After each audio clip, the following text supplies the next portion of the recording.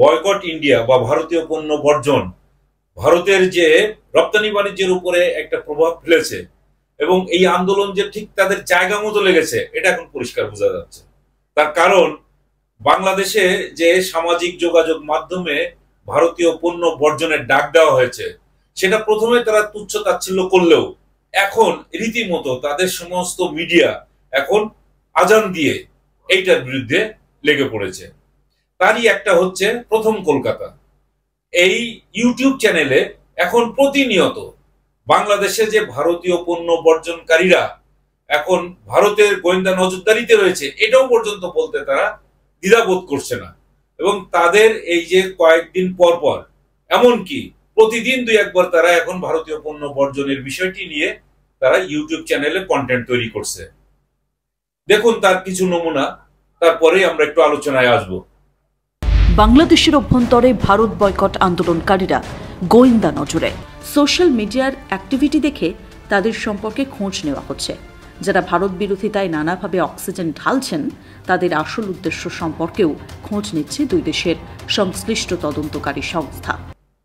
প্রথম কথা হলো, বাংলাদেশে যারা পণ্য বর্জনের আন্দোলন করছে শুধু বাংলাদেশে নয়, বাংলাদেশের বাইরেও এখন যারা প্রবাসী আছে তারা কিন্তু ভারতীয় পণ্য একেবারেই বর্জন করছে, যে কারণে একটা বড় ধরনের প্রভাব ভারতীয় পণ্যের বাজারে পড়েছে। না হলে তারা এখন এত উঠে পড়ে লাগতো না। এমনকি সরকারি ভাবেও দিল্লিতে তারা আলোচনা করতে গেল এই বাংলাদেশে ভারতীয় পণ্য বর্জনের বিষয়টা তারা সামনে নিয়ে আসছে। এখন আমরা এই বিষয়গুলো নিয়েই আলোচনা করতে পারি। তাহলে এখানে যারা ভারতীয় পণ্য বর্জনের ডাক দিয়েছে বা আন্দোলন করছে, বয়কট ইন্ডিয়া আন্দোলন করছে, তারা বাংলাদেশ এবং ভারতের গোয়েন্দা নজরদারিতে, কি মানে ভয়ঙ্কর কথা। এবং যখন এটা বলা হচ্ছে পাশাপাশি দেখানো হচ্ছে মোদিকে এবং ভারতের জাতীয় নিরাপত্তা উপদেষ্টা অজিত দোভালকেও দেখানো হচ্ছে যে অজিত দোভাল বাংলাদেশ সফর করে কিন্তু কেউ বুঝতে পারে না, জানতে পারে না কার সঙ্গে এখানে কথা বলে যায় এবং কি নির্দেশনা দিয়ে যায় সেটা কিন্তু আমরা বুঝতে পারি না। বোঝে শুধুমাত্র সরকার এবং সরকার সেই অনুযায়ী চলে, এটা কিন্তু আমরা বুঝতে পারি। ফলে এখন বাংলাদেশের এই যে পণ্য বর্জনকারী ডাক দিয়েছে যারা বা বয়কট ইন্ডিয়ার পক্ষে যারা আন্দোলন করছে তারা যে এখন গোয়েন্দা নজরদারিতে, ভারতের গোয়েন্দা নজরদারিতে আছে সেটা এখন বোঝা যায়। তো এইটা একটা ভয়ঙ্কর বিষয়। বাংলাদেশের সরকার তাহলে এখন আঙ্গুল চুষছে, আর কিছুই না। তাদের এখন কোনো গোয়েন্দা সংস্থা এখন আর কোনো কাজ করছে না, তারা ভারতীয় গোয়েন্দা সংস্থার বাইরে আর কোনো কাজ করতে পারছে না। এই প্রথম কলকাতার রিপোর্ট থেকে অন্তত এটাই বোঝা যায়। তারপর আরেকটা কথা বলছে যে এই বিদ্বেষটা শুরু হয়েছে নাকি 7ই জানুয়ারি নির্বাচনের পর। অবশ্যই এটা একেবারে 100% সত্য কথা। তার কারণ বাংলাদেশের মালিক হচ্ছে এদেশের জনগণ। সেই জনগণ প্রতি 5 বছর পর পর ভোট দিয়ে তারা নেতা নির্বাচন করে, সরকার গঠন করে অথবা সরকারকে বিদায় দেয়। কিন্তু গত তিনটা টার্ম ভারত এমন ভাবে এখানে এমন সমস্ত কাজ করেছে বাংলাদেশের মানুষ তাদের সেই সার্বভৌম অধিকার, ভোটের অধিকার প্রয়োগ করতে পারে নাই। এই কারণেই বাংলাদেশের মানুষ আজ ক্ষুব্ধ। বাংলাদেশের মানুষ ভারতের উপরে সবচেয়ে এই কারণেই ক্ষুব্ধ যে কারণে তারা ভারতের বিরুদ্ধে হয়তো কিছু করতে পারবে না, কিন্তু তাদের যে সার্বভৌম অধিকার, নিজের পছন্দের বিষয়, সেটা হচ্ছে যে ভারতীয় পণ্য আমরা বর্জন করলাম। এখন ভারতীয় পণ্য যে কেউ ব্যবহার করতে পারে, এটা নিয়ে আমাদের অত মাথা ব্যথা নাই।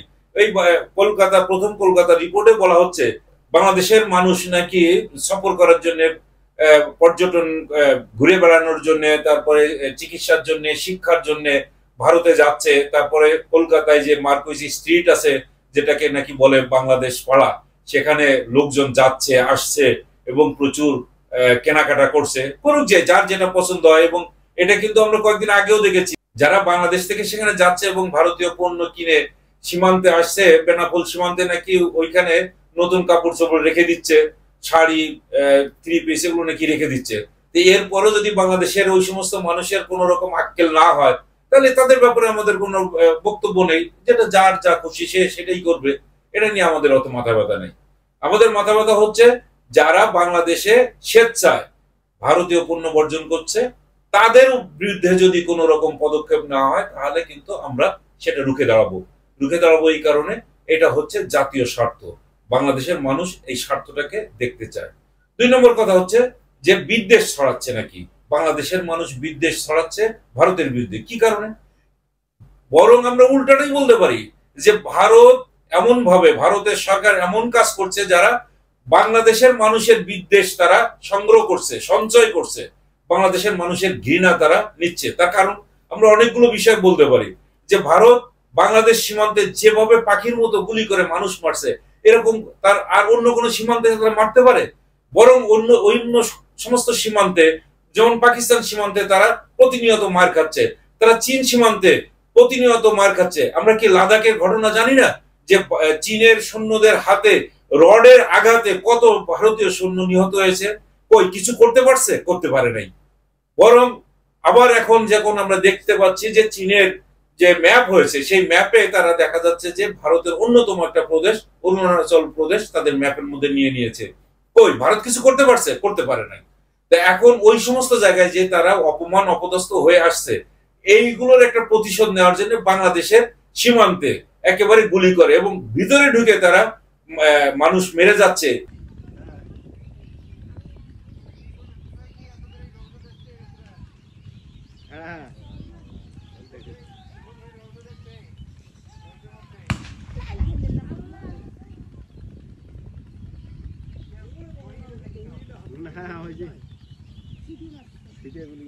সাতই জানুয়ারি নির্বাচনের পরে ভারতের বিএসএফ বাংলাদেশের বিজেপি সদস্যকে পর্যন্ত গুলি করে হত্যা করেছে। এই সমস্ত ঘটনা এবং 7ই জানুয়ারির পর থেকে এই পর্যন্ত প্রায় 20 জন বাংলাদেশিকে তারা হত্যা করেছে। এর কোনো একটা প্রতিবাদ কিন্তু বাংলাদেশ সরকার করতে পারে নাই। কেননা বাংলাদেশ সরকার এত নতজানু পররাষ্ট্র নীতিতে এখন অভ্যস্ত হয়ে গেছে যে ভারত সরকার যদি কোন রকম কষ্ট পায়, রুষ্ট হয়, তাহলে সেই সমস্ত কথাবার্তা তারা বলতে পারবে না, ভারতের বিরুদ্ধে কোন রকম প্রতিবাদ জানানো যাবে না। এমন একেবারে দাসানুদাসে পরিণত হয়ে গেছে যে এখন তারা আর কোনো প্রতিবাদ জানাতে পারে না। বাংলাদেশের একটা বাহিনীর সদস্যকে মারে হত্যা করে যায়, তারও একটা প্রতিবাদ করা যায় না। আমরা কোন লেভেলে আছি? অতএব বাংলাদেশের মানুষ কিন্তু আর এখন বসে নেই, তারা এখন নিজেদের অধিকার আদায়ের ব্যাপারে অত্যন্ত সচেষ্ট। আর যে কারণে বাংলাদেশের মানুষ আজকে এই এক সংঘবদ্ধভাবে ঐক্যবদ্ধ হয়ে ভারতীয় পণ্য বর্জন করার যে ডাক দিয়েছে, সেই ডাক এখন ভারতের পণ্য বাজারে অত্যন্ত নেতিবাচক প্রভাব পড়েছে বলেই সেখানকার মিডিয়া এখন উঠে পড়ে লেগেছে। এই যে কয়েকদিন আগেও গত 2-3 দিন আগেও আনন্দবাজার পত্রিকায় কিন্তু একইভাবে লেখা হয়েছে, ভারত তার পড়শি দেশের সঙ্গে কোন রকম ভালো সম্পর্ক রাখতে পারছে না। এই অঞ্চলে ভারত যে তাদের দাদাগিরি ফলাতে যাচ্ছে, এই দাদাগিরি ফলাতে যে কি হচ্ছে, তার প্রতিবেশীরা তার থেকে মুখ ফিরে নিচ্ছে, তাদের থেকে রুষ্ট হয়ে যাচ্ছে। নেপাল বলেন, শ্রীলঙ্কা বলেন, তারপরে মালদ্বীপ বলেন, আর পাকিস্তান বা চীন তাদের তো চিরশত্রু, এরা তো সবাই তাদের থেকে মুখ ফিরিয়ে নিয়েছে। এখন আছে শুধুমাত্র বাংলাদেশ। বাংলাদেশকে তারা এমন ভাবে গলা চেপে ধরেছে যে সেখান থেকে যেন বের হতে পারছে না। বাংলাদেশের জনগণ সেই ওই টুটি চেপে ধরার থেকে বেরিয়ে আসার চেষ্টা করছে এবং এই সমস্ত রিপোর্ট ভারতের পত্রপত্রিকা এখন ছাপা হচ্ছে।